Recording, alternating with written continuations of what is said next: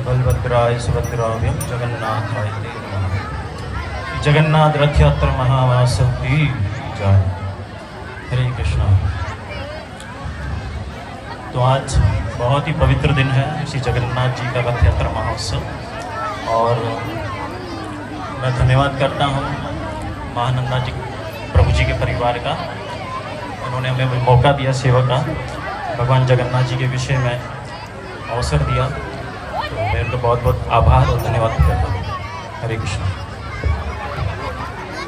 भगवान जगन्नाथ बलदेव सुभद्रमयी ये कलयुग के भगवान है, और ये जो स्वरूप है भगवान जगन्नाथ जी का, बलदेव सुभद्रमयी का, ये स्वरूप अगर इसको शॉर्ट फॉर्म में समझा जाए तो इसको कहते हैं एक्सटैटिक फॉर्म। एक्सटैटिक फॉर्म का मतलब होता है भगवान जब अपने ही भक्तों के द्वारा, जो ब्रज वृंदावन के जो शुद्ध भक्त हैं, उनके द्वारा जब भगवान का गुणगान होता है, वो जब भगवान श्रवण करते हैं तो भगवान भाव विभोर हो जाते हैं। तो जो भगवान भाव विभोर होते हैं, वो जो स्वरूप है उसको कहते हैं जगन्नाथ बलदेव सुभद्रमयी।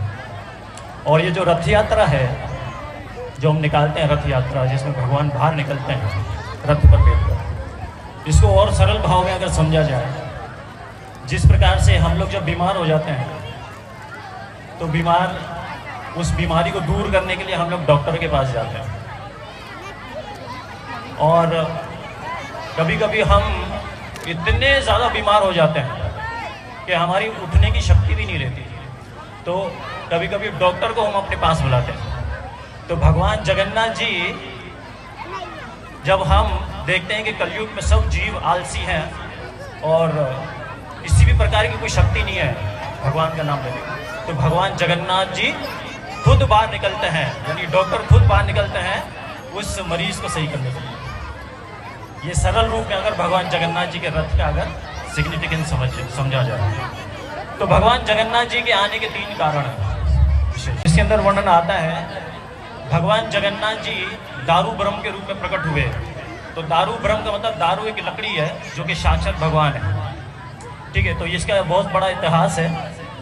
तो वो दा हु रू ये 3 शब्दों से मिलकर बना है।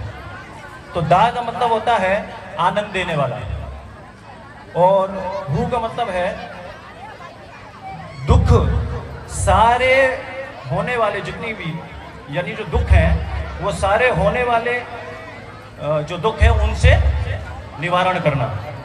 और रू का मतलब होता है अपना दास बनाने और भगवत धाम ले जाने के लिए। तो ये 3 कारण हैं जिसकी कारण जगन्नाथ जी संसार में प्रकट हुए, तो वो आशीर्वाद देते हैं। और ब्रह्म का मतलब होता है, तो 5 प्रकार के ब्रह्म बताया गया है।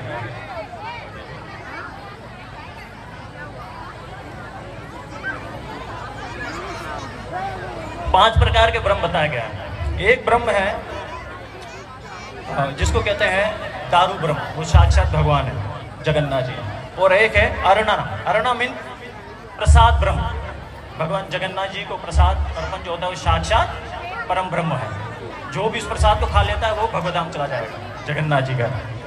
और तीसरा जो है शब्द ब्रह्म। शब्द ब्रह्म मतलब जैसे भगवद गीता के रूप में भगवान प्रकट होते हैं। और चौथा जो है जल ब्रह्म। जल ब्रह्म का मतलब होता है जैसे यमुना देवी है, गंगा देवी है इसके रूप में, और श्री राधा कुंड है, श्याम कुंड है, तो ये जल के रूप में भी भगवान प्रकट होता है। तो इस तरह करके ये दारू ब्रह्म है जो साक्षात भगवान जगन्नाथ जी है। तो मेरे पास इतना समय नहीं है, तो भगवान जगन्नाथ जी बहुत ही विशाल हैं जिनके बारे में इतने कम समय में हम लोग गुणगान नहीं कर सकते। तो एक जो मुख्य शब्द है जिसका नाम है जगन्नाथ जी को कहते हैं पुरुषोत्तम, एक और नाम से कहते हैं। तो पुरुषोत्तम का मतलब होता है, पुरुष का मतलब होता है सर्वश्रेष्ठ पुरुष, पुरुषों में उत्तम। और तमा का मतलब होता है कि डार्कनेस या अंधकार। तो जो हमें अंधकार से ऊपर उठाए उसको कहते हैं पुरुषोत्तम, यानी अंधकार से ऊपर उठाने की जिसमें शक्ति है वो जगन्नाथ जी है। और दूसरा ये, जो भी जगन्नाथ जी का दर्शन करता है, रथ यात्रा में भाग लेता है, उनकी कथा का श्रवण करता है, तो वो भी पुरुषों में उत्तम हो जाता है। श्री जगन्नाथ बलदेव सुभद्रमयी सुदर्शन चक्र की, श्री जगन्नाथ रथ यात्रा महामहोत्सव की। हरे कृष्णा।